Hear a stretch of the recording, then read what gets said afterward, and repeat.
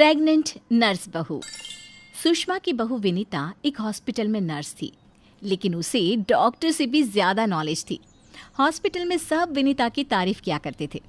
सुषमा का बेटा यानी कि अंकित अपनी बीवी विनीता से बहुत प्यार करता था और उसे अपनी पत्नी की काबिलियत पर बहुत भरोसा था।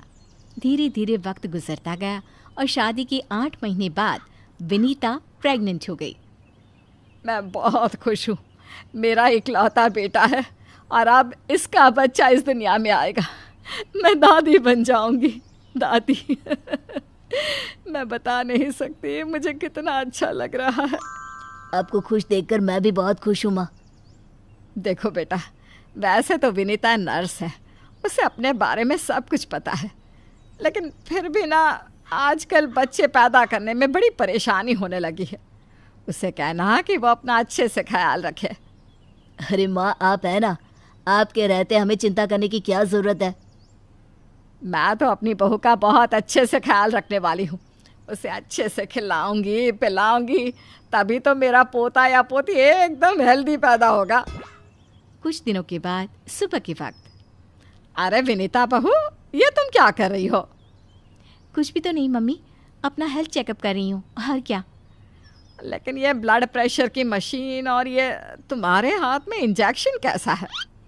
अरे मम्मी जी, मैं अपना ब्लड प्रेशर चेक करके देख रही थी। प्रेग्नेंट होना और ऐसी हालत में ब्लड प्रेशर चेक करना बहुत ज़रूरी होता है। लेकिन बेटा, इन सब कामों के लिए तुम्हें डॉक्टर के पास जाना चाहिए। अपना चेकअप खुद करने की क्या ज़रूरत है?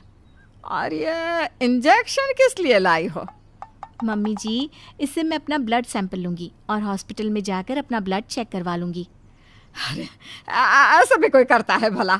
अपने खुद के हाथ से खुद का ब्लड सैंपल भी कोई निकालता है क्या? मम्मी जी, ये मेरा रोज़ का काम है, इसमें क्या है? मैं जब खुद से ये सब कर सकती हूँ तो किसी और से क्यों करवाऊँ? अच्छा ठीक है, जैसा तुम्हें सही लगे। कुछ दिनों के बाद सुषमा अपनी बहू को फिर से इंजेक्शन लगाते हुए देखती है और अंकित भी उस वक्त वहीं पर था। अरे विनीता, ये तुम क्या कर रही हो? तुम प्रेग्नेंट हो, इस तरह खुद को इंजेक्शन लगाने की क्या ज़रूरत है? अब तू ही समझा बेटा। पिछली बार भी अपना ब्लड सैंपल खुद ही कलेक्ट कर रही थी, तब भी मैंने इसे समझाने की कोशिश की थी, लेकिन ये तो मेरी बात सुनती ही नहीं। अरे मम्मी जी, मैंने पहले भी कहा था ना, बड़े हॉस्पिटल में नर्स हूँ मैं, और क्या करना है क्या नहीं मुझे अच्छी तरह पता है। हाँ, लेकिन तुम खुद को इंजेक्शन क्यों लगा रही हो? अरे इंजेक्शन नहीं है, प्रेगनेंसी में कुछ वैक्सीन लगवाने होते हैं, बस वही लगा रही हूँ, और क्या। और फिर एक दिन रात को अचानक विनीता की तबीयत खराब हो जाती है। क्या हुआ विनीता? तुम ठीक तो हो? तुम तो खुद अपना इतना ख्याल रखती हो, तुम्हारी तबीयत कैसे बिगड़ गई?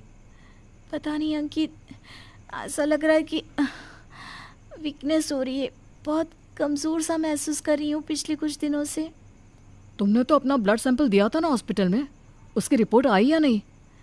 कल सुबह ही आ जाएगी, तब सब कुछ पता चल जाएगा। अगले दिन सुबह के वक्त। विनीता, तुम्हारी ब्लड रिपोर्ट तो आ चुकी है। तुम्हारी बॉडी में तो आयरन की बहुत कमी है, देखो तो ज़रा।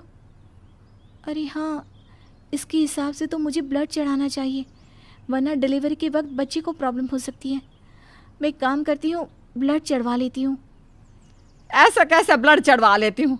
पहले डॉक्टर से जाकर पता करो और हॉस्पिटल में जाकर ब्लड चढ़वाओ। ये सब काम बिना किसी डॉक्टर की सलाह के नहीं करना चाहिए। मम्मी जी, आप फिर से शुरू हो गई ना। क्या करना है क्या नहीं मैं अच्छे से जानती हूँ, मैं खुद कर लूँगी। और विनीता हॉस्पिटल से ब्लड की बोतल का इंतज़ाम करती है और खुद अपने ही हाथों से खुद को घर में रहकर ब्लड चढ़ा लेती है। अगले दिन। विनीता, अब तुम्हारी तबीयत कैसी है? देखो, मुझे पता था ब्लड चढ़ते ही मेरी सारी वीकनेस दूर हो जाएगी। मुझे बहुत अच्छा लग रहा है, एकदम ठीक हूँ मैं। कुछ दिनों के बाद विनीता की प्रेगनेंसी का 8वां महीना शुरू हो चुका था और एक दिन सुबह के वक्त विनीता अच्छे से तैयार होकर अपने कमरे से बाहर आती है। क्या हुआ विनीता, सुबह सुबह कहाँ जा रही हो? बहुत दिन हो गए हॉस्पिटल नहीं गई, सोच रही हूँ आज ड्यूटी पर चली जाती हूँ। डॉक्टर का भी फ़ोन आया था अभी। लेकिन बेटा, अब तुम्हारा 8वां महीना चल रहा है, ऐसी हालत में तुम्हें घर में आराम करना चाहिए और डिलीवरी करवाने तो बिल्कुल भी नहीं जाना चाहिए। लेकिन क्यों मम्मी जी, डिलीवरी करवाने में क्या प्रॉब्लम है? ये तो मेरा जॉब है। और हॉस्पिटल में दिन रात यही तो करवाती थी। आपने कहा कुछ दिन काम पर मत जाओ, इसलिए नहीं गई। हाँ मम्मी, वैसे विनीता ठीक ही तो कह रही है, उसका रोज़ का काम है ना ये। तुम आजकल के बच्चे ना कुछ नहीं समझते। अरे तुम्हें वैसा तो सब पता है, लेकिन शायद ये नहीं पता कि इस हालत में अगर तुम डिलीवरी करवाने आई औरतों को देखोगी तो तुम्हारी सेहत पर बुरा असर पड़ेगा। अरे मम्मी, ऐसा भी कुछ होता है क्या? मम्मी जी, किसी और की डिलीवरी करवाने से मेरे ऊपर कैसे फ़र्क पड़ सकता है? मैं कोई पहली बार थोड़ी ना ये सब करवाने जा रही हूँ। विनीता अपनी सास की एक नहीं सुनती और हॉस्पिटल चली जाती है। वहाँ से वापस आने के बाद, अरे मम्मी जी, आपको मेरी बहुत चिंता हो रही थी ना? ये देखिए, मैं बिल्कुल ठीक ठाक हूँ, अब आपको परेशान होने की ज़रूरत नहीं है। और जानती है, पूरी 5 डिलीवरी करवा कर आई हूँ, वो भी नॉर्मल वाली। देखा मम्मी, मैंने कहा था ना विनीता को नहीं होगा कुछ भी। वो बिल्कुल ठीक है। चलो अच्छा है बहू, मैं भी तो यही चाहती हूँ कि तू एकदम ठीक रहे। और आजकल जिसे देखो उसके ऑपरेशन से बच्चे होते हैं, ये देख देख करना बहुत डर लगता है। चिंता मत कीजिए मम्मी जी, मुझे कुछ नहीं होगा। मैं नर्स हूँ ना, रोज़ हॉस्पिटल में औरतों को सिखाती हूँ कि कैसे अपना ध्यान रखें ताकि नॉर्मल डिलीवरी हो। तभी अचानक हॉस्पिटल से डॉक्टर का कॉल आता है। कॉल पर बात करने के बाद, मम्मी जी, एक इमरजेंसी केस आ गया है, मुझे जाना होगा। अरे लेकिन अभी तो आई हो, कैसी डॉक्टर है तुम्हारी? उसे पता नहीं चलता क्या कि तुम प्रेग्नेंट हो? ऐसी हालत में तुम्हें ना बुलाए। अरे नहीं मम्मी जी, डॉक्टर की भी मजबूरी है। कह रही थी काफ़ी सीरियस केस है और हॉस्पिटल में उन्हें किसी दूसरी नर्स पर इतना भरोसा नहीं जितना मुझ पर है। मुझे लगता है कि तुम्हें मना कर देना चाहिए बहू। कुछ नहीं होगा मुझे मम्मी जी, मैं अभी डिलीवरी करवा के आती हूँ। कुछ देर बाद अंकित के पास हॉस्पिटल से फ़ोन आता है। अरे मम्मी, जल्दी हॉस्पिटल चलिए, वहाँ विनीता की तबीयत खराब हो गई है। हे भगवान, सब ठीक करना, मुझे तो पहले ही डर लग रहा था। अंकित और सुषमा हॉस्पिटल पहुँचते हैं। क्या हुआ विनीता को? वो क्या है ना, विनीता एक नॉर्मल डिलीवरी करवा रही थी। केस बहुत ही सीरियस था और उस लेडी को बहुत ज़्यादा प्रॉब्लम हो रही थी। क्योंकि विनीता खुद प्रेग्नेंट है तो वो अचानक से घबरा गई और उसे लेबर पेन शुरू हो गया। लेकिन अभी तो मेरी बहू का सिर्फ 8वां महीना चल रहा है। देखिए, ऐसा हो जाता है। उस औरत को दर्द में देखकर घबराहट की वजह से विनीता को ये हुआ है। अरे डॉक्टर, लेकिन डरने की कोई बात तो नहीं है ना?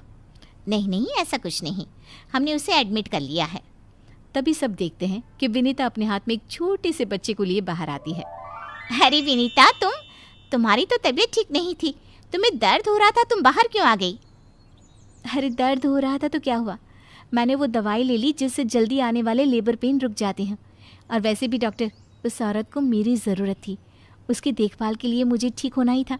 ये देखिए, उसका बच्चा एकदम सही सलामत है। अरे वाह मेरी बहू, तूने तो अपने तबीयत की परवाह ना करके किसी और की जान बचाई। मुझे तुम पर गर्व है विनीता। ऐसे ही थोड़ी ना वो हॉस्पिटल की सबसे अच्छी नर्स बनी है। मैंने कहा था ना मम्मी जी, मैं नर्स हूँ, मुझे अपने से पहले दूसरों की तकलीफ़ दिखाई देती है और मैं पहले अपने मरीज़ों की जान बचाती हूँ, फिर खुद की।